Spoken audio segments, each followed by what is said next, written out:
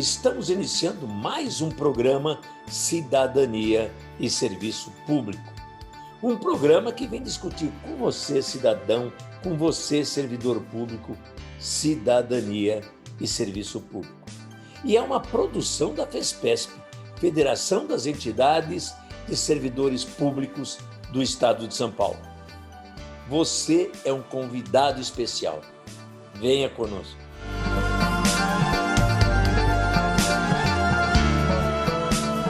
Em que ponto nós estamos? Nós ficamos 1 ano e meio tentando administrativamente obter conquistas com o Tribunal de Justiça. Conquistas daqueles assuntos que foram votados e aprovados em Assembleia Geral nossa, né? Em março, né? deste ano.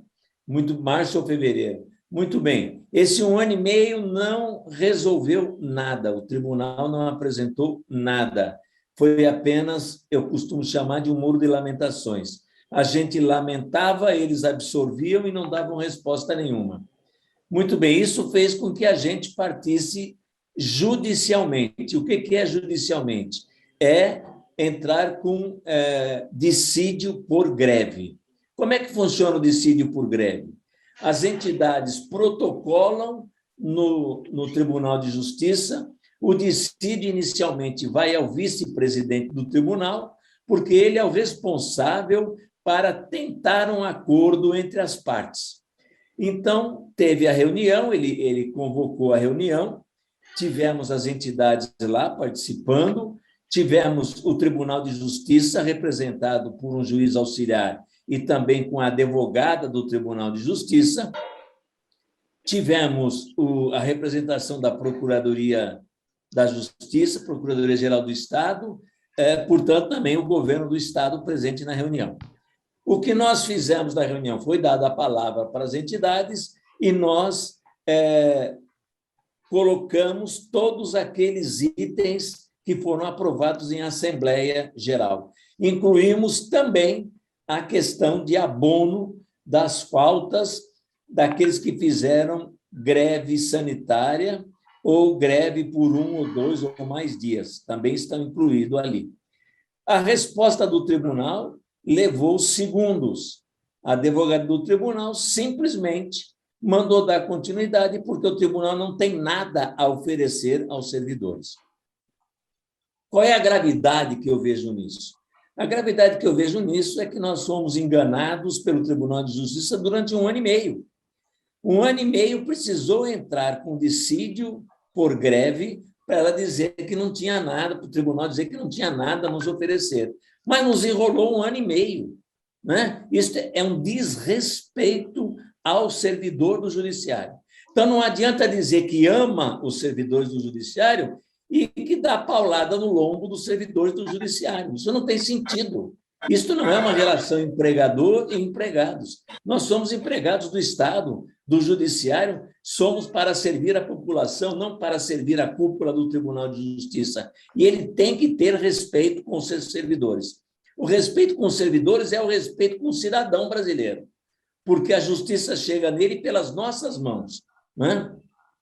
Bem, então, com essa negativa do tribunal, vai a um desembargador, vai ser distribuído a um desembargador do Tribunal Pleno, o que deve acontecer nesta próxima semana. Esse desembargador vai fazer um relatório e vai levar a julgamento pelo Tribunal Pleno, pelos 25 desembargadores do Tribunal Pleno. O Tribunal Pleno e o relator vão ter que falar sobre 1 por 1 dos itens, não é o geral. Nós aceitamos ou nós não aceitamos. Não. O item número 1, aquilo que nos deve, os 24 pontos percentual, ou aquilo que é deste ano, ou dos 2 anos com esse presidente, o nível universitário para escrevente, vão ter que falar item por item e votar item por item, tá certo? Bem, nós estamos em que pé, na verdade? Nós estamos nessa situação, deve entrar no dia 28, provavelmente, em plenário do Tribunal de Justiça. Sobre isso, vão falar depois aí das nossas posições para ser votado pelos servidores que estão aqui na Assembleia, que já estamos em 147, e essa vai ser a nossa decisão em razão do que está acontecendo com o Tribunal de Justiça, tá certo? Claro que vamos fazer uma tentativa de conversar com cada um dos 25 desembargadores, não é? Eles precisam saber o que está acontecendo nesse 1 ano e meio de descaso do Tribunal de Justiça contra o seu servidor, não é? O Tribunal de Justiça não pode dizer que não tinha dinheiro, porque com a pandemia e com o pessoal em casa, ele deixou de pagar até prédios, aluguéis de prédios, luz, água, etc. e tal. Portanto, ele mesmo declarou que teve dinheiro sobrando nesse tempo.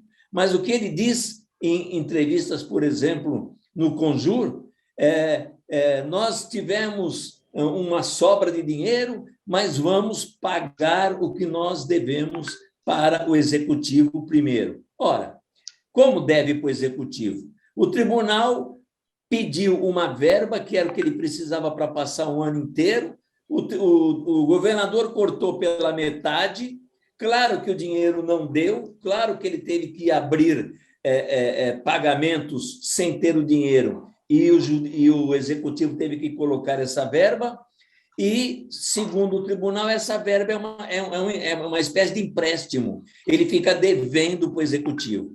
Gente, que deva para o Executivo, que ele não pode dever é para os seus servidores. O importante do Tribunal de Justiça são os seus servidores, não o governador do Estado. Ele tem que ter essa questão muito clara. Ele é um poder de Estado. Ele não deve ao Executivo aquilo que o Executivo não deu, apesar de ele ter solicitado.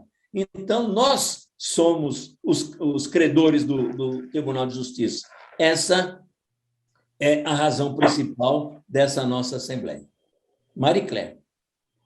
Olha, eu vou só complementar um pouquinho. A Zolane já colocou aqui uma questão que é para a gente não esquecer o creche escola. Como essa questão do creche escola está nos itens prioritários no dissídio, é um dos pontos que o Gozzi falou que vai ser discutido ponto a ponto, separadamente, não no conjunto. Nós também, quando saímos da reunião que teve de tentativa de conciliação com o tribunal, fizemos uma live, né, uma reunião fechada pelo Zoom, para explicar para vocês o que tinha acontecido.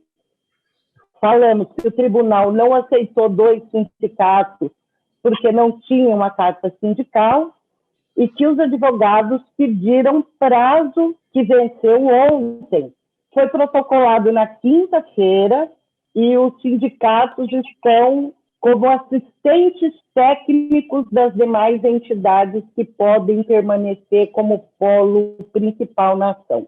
Essa é mais uma assembleia da nossa campanha salarial, estamos em estado de greve, e agora com o dissídio em andamento, o foco da discussão aqui, né, são as ações. A gente tem muitos problemas, né, tem muitos debates, mas lembrando, né, gente, que mais do que a parte legal e jurídica, né, o que conta é a nossa luta, né, nossa capacidade de mobilização e as formas que nós temos de pressão efetiva, né? Queria complementar, né, o que o Márcio colocou, no sentido até de esclarecer, porque as entidades parceiras, né, que entraram com dissídio e que chamaram essa assembleia, né, nós fizemos uma reunião, né, para avaliar justamente o resultado, né, da audiência do dissídio e fazer essas propostas aqui, trazer essas propostas para a assembleia de hoje. E é importante a gente ressaltar, como os companheiros já levantaram, né, que o que a gente vê do tribunal, mais uma vez, é um descaso completo com a categoria, né? Mesmo no dissídio, quer dizer, a gente tentou negociar com o tribunal durante o ano passado inteiro, né, em reuniões, pedindo reuniões, tentou negociar durante o ano passado, porque vale relembrar que nós estamos com 0% de reajuste em 2020 e este ano também, até agora. e tentamos negociar desde o ano passado várias questões, não só a questão do reajuste, mas também a questão de que nós, funcionários, estamos suportando todos os gastos com o home office, né, com o trabalho remoto, desde o ano passado, né, tivemos que comprar equipamentos, né, o assédio moral aumentou, as horas de trabalho, né, no home office aumentaram também, porque para dar conta, os funcionários estão trabalhando muito mais até do que a sua jornada de trabalho, e nada disso o tribunal deu ouvidos, né? O ano passado sequer nos recebia, quando nos recebeu também não teve nenhuma proposta, né, de negociação, e por isso a gente isso acabou nos levando a entrar com o dissídio coletivo. E vimos, né, surpreendidos que nem na audiência do dissídio o tribunal levou qualquer proposta de negociação, de atendimento de nenhuma reivindicação nossa. Então, por isso, está claro que o tribunal não quer negociar com a gente, né? E por isso agora vai o julgamento para o pleno dos desembargadores. Então, a nossa pressão, a nossa resposta tem que ser uma pressão muito forte, a gente tem que pressionar os desembargadores para que eles julguem favoravelmente o nosso dissídio, né? Porque ali só estão colocadas questões emergenciais mesmo para a categoria, né? É uma pauta prioritária de 12 itens, que são questões fundamentais que têm que ser atendidas pelo Tribunal de Justiça. Então, a nossa resposta tem que ser muito forte, né? Está colocada a necessidade de uma greve realmente da categoria, de uma resposta forte para responder a esse descaso e a esse desrespeito do Tribunal de Justiça, como ele vem tratando os seus funcionários, né? Me parece que o tribunal não ouve de outra forma, ele só ouve quando a gente realmente tem uma resposta forte, e essa resposta tem que ser a partir da organização e da unidade de todos nós lutando pelos nossos direitos. Tratar sobre a questão específica do creche escola especial. Para quem não sabe, o creche escola especial, ele serve para atender as mães, os pais que têm seus filhos especiais, filhos com deficiência. Ocorre que quando você se aposenta, ele é cortado. Então, o valor de mais de R$400 faz muita falta para quem precisa de atendimento de terapia, de fonoaudiologia para os seus filhos. Desde o início dessa gestão, doutor Geraldo, no primeiro dia mesmo, na posse, nós estávamos com uma das mães do Guarujá, e conversamos com os juízes assessores, na época, acho que foi o doutor Andretta e um outro juiz que não me recordo, e levamos essa questão. E de lá para cá, a informação que nós tínhamos é que havia uma objeção legal, tá?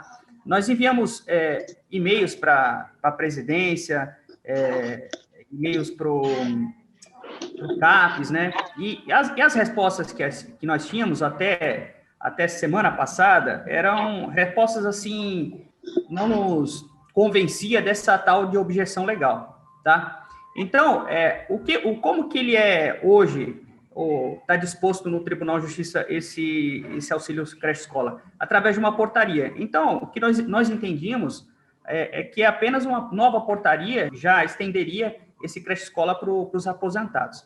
Ocorre que, acho que foi essa semana, nós recebemos um novo ofício, e aí esse ofício foi pelo doutor Andretta, e ele já está dizendo o seguinte, que foi objeto, né, da portaria tal, análise tendo se mostrado inviável a adoção dessa medida por contrário aos objetivos da lei do Fundo Especial de Despesa, fonte onerada das despesas do Conselho Creche Escola, além do fato dos servidores aposentados percebam seus proventos pela SPPREV. Então, o que eu queria propor aqui, pessoal? A gente teve 2 reuniões com essas mães já, né? E a gente teria esse encaminhamento para trazer para as demais entidades, para que a gente tentasse uma reunião específica com o doutor Andretta, tá? Porque foi ele quem respondeu esse ofício, para a gente dirimir essas dúvidas e buscar soluções jurídicas para essas mães, porque elas precisam, elas necessitam desses recursos, pessoal. Está faltando muito esses recursos para essas mães nesse momento. Eu trago para essa Assembleia 2 propostas, tá? Eu participei da chamada Assembleia do outro grupo, né, que é liderado pela Sojures. Eu sei que tem outras pessoas que participaram que estão aqui, né, podem confirmar o que eu disse. Eu acho importante a gente participar, né? Eu fui chamada para uma assembleia, mas não era uma assembleia. No card, o convite era uma assembleia, mas não era. Era uma live porque era transmitido pelo YouTube, você não tinha direito à fala, não tinha direito a fazer proposta, eu questionei isso. E a proposta que eu fiz lá e que eu trago aqui é a minha primeira proposta para que todos aqui façam a mesma coisa que eu fiz. Eu falei o seguinte, olha, já é ruim nós, judiciários, termos inúmeras associações, mas isso é minimizado porque as associações, elas atuavam em conjunto, né, em todas as nossas campanhas. Então, era um efeito ruim que era minimizado. Mas eu acho importante a gente fazer essa pressão para que eles voltem, porque, assim, eu vislumbro, e aí eu entro na minha segunda proposta para a Assembleia, eu vislumbro uma necessidade dessa unidade, porque eu também concordo com a Catarina, o momento da gente deflagrar uma greve, ele, na minha opinião, já passou da hora. Assim, é isso, obrigada. Primeiro, falar para a Sônia que nós não afastamos nenhuma entidade, as entidades que se afastaram da gente. As entidades que aqui estão fizeram tudo legalmente, publicamos no jornal esta Assembleia, divulgamos de todas as formas esta Assembleia, então esta Assembleia vai ser registrada no cartório e é legítima, ponto número 1. As portas estão abertas para quem quiser vir, nós somos de juntar, não somos de afastar, e não afastamos ninguém. Agora, eu defendo primeiro, a proposta do dia 21 com carro de som no João Mendes, importantíssimo, para que saibam que nós estamos na ativa contra o Tribunal de Justiça. E no dia 28, a possível entrada no pleno do dissídio coletivo, a minha proposta é defender um dia de paralisação com a Assembleia Geral a partir das 10 horas. Poderia até defender pela legalidade mesmo de iniciar uma greve por tempo indeterminado. Mas acho importante esta construção de ser um dia inicial. Então, um dia, no dia 28, importantíssimo. Só quero deixar claro que se nós não começarmos a enfrentar o tribunal agora, em março do ano que vem nós estaremos na mesma situação ou pior. E o início deste enfrentamento é dia 28, fecharmos todos os computadores, não irmos para o presencial e a Assembleia Geral no dia 28, às 10 horas da manhã, para ser bem rápido. Obrigado. Eu acho importante greve, acho importante a pressão que a gente tem que fazer, né? Mas eu acho que a gente entrar em greve, né? Fazer uma paralisação por tempo indeterminado, eu não vejo grande conquistas, né, nesse momento. Antes de trabalhar a parte política das pessoas, né? Antes de trabalhar essa parte de informação, né? Principalmente da opinião pública, né? A gente está enfrentando uma parte política muito grave, né? Muito forte, muito intensa no nosso país, e a intenção do governo é não ceder em nada, porque a partir do momento que ele ceder para um, ele vai ter que ceder para todos, né? Então a gente tem que pensar muito bem nisso. Obrigado. Eu queria fazer uma reflexão, uma proposta aqui, sobre mobilização e resistência. Gente, a gente está discutindo muito aqui em Assis, e eu fiz uma analogia com o início da industrialização no Brasil e no mundo. Quais foram os primeiros movimentos contra a industrialização? Foi o quebra-quebra das máquinas. O ludismo, né? Bom, por que eu puxo esse assunto? Porque a gente está...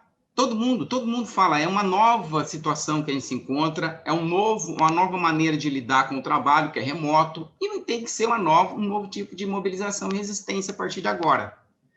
Então, qual que é a minha proposta? Já que as entidades, muitas vezes, convocam um técnico terceirizado, porque ele vai nos instruir e tal, há muito tempo eu já venho falando, por que as entidades, pelo menos aqui são parceiras, não montam uma equipe que tenha técnico de informática, líder sindical, 2 ou 3 pessoas, para pensar isso de nova maneira.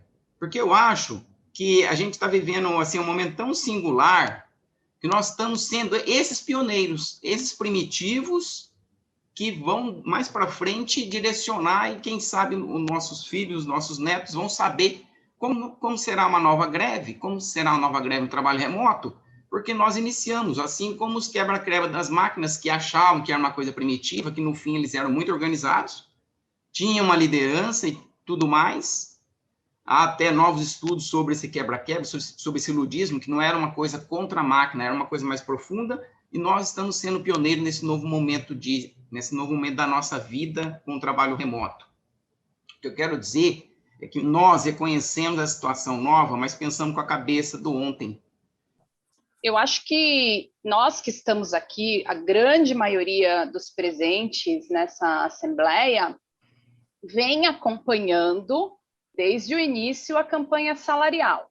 Uma campanha salarial onde, por um lado, o TJ totalmente intransigente, desrespeitoso conosco, e, por outro lado, a categoria que não nos ouve, né? não se coloca em movimento.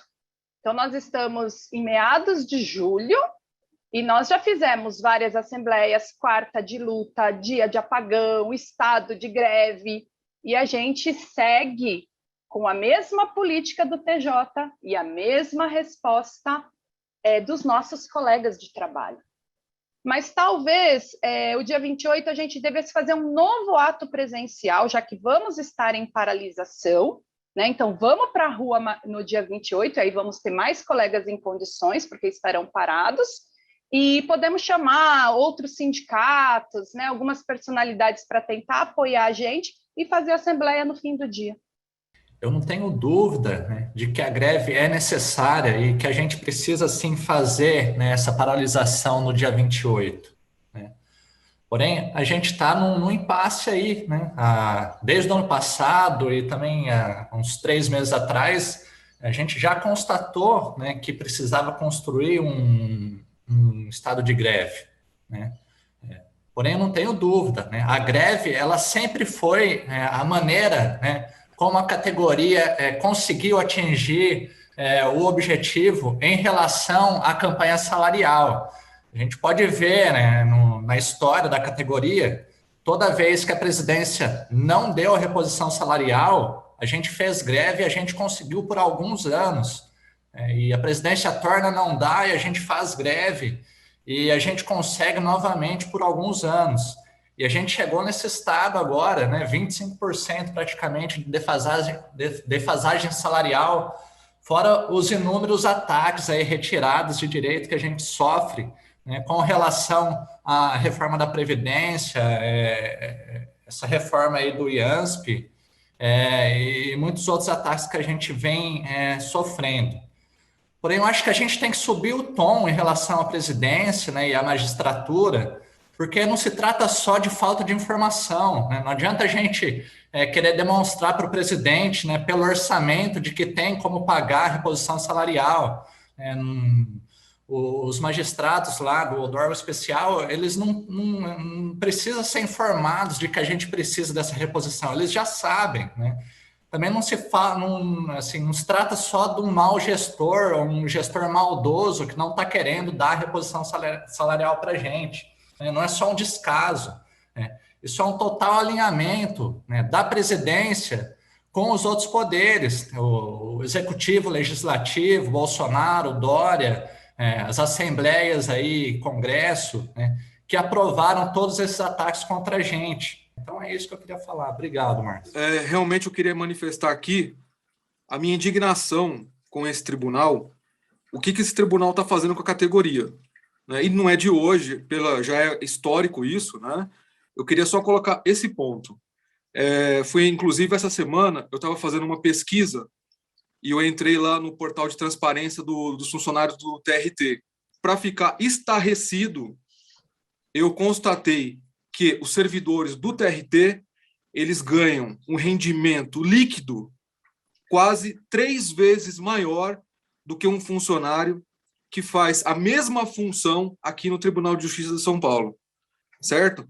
Então, tem todo motivo para fazer greve, tem todo motivo para fazer reivindicações mais radicais e mais avançadas. Então, eu gostaria que toda a categoria se mobilizasse. Era só isso mesmo, muito obrigado, e continua a Assembleia e vamos para a greve. Eu tenho 3 pontos para abordar. O primeiro dele é referente àquele documento que o Michel mostrou, que o desembargador fala lá que não paga o auxílio creche para os aposentados, porque a SPPREV não faz a folha.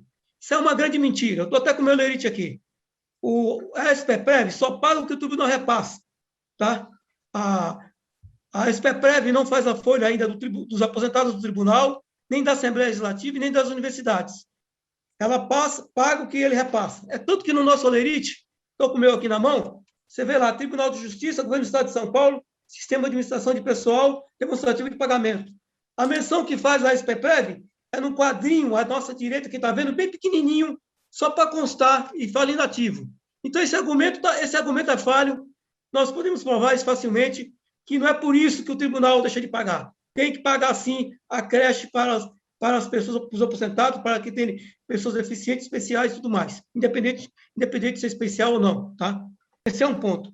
Outro ponto que eu faço para todos nós é o seguinte, é justo o Tribunal de Justiça pagar 5 dias de licença-prêmio, férias, horas credoras, para o servidor e pagar 30 dias para o juiz? Isso é uma questão de justiça. Nós teríamos também que colocar isso na pauta do dia a dia, porque não é justo. Muita gente morre, falece e não leva a licença-prêmio, porque eles estão pagando 5 dias, tá? E para juiz eles pagam 30 dias, esse é um ponto. O terceiro ponto que eu trago aqui, pergunto para os senhores também, se também é justo, quando falta energia na casa de quem está trabalhando no home office, se a pessoa teria que pagar, ou seja, recompensar ou tirar das horas credoras.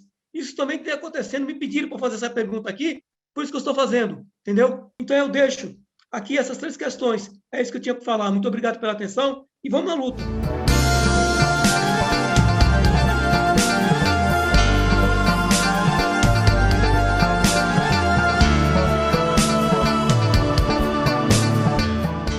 Chegamos ao fim de mais um programa Cidadania e Serviço Público.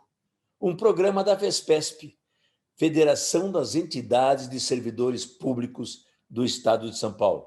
Um programa que está no ar há mais de 23 anos. Para discutir com você, cidadão, servidor público, cidadania e serviço público. Até o nosso próximo programa.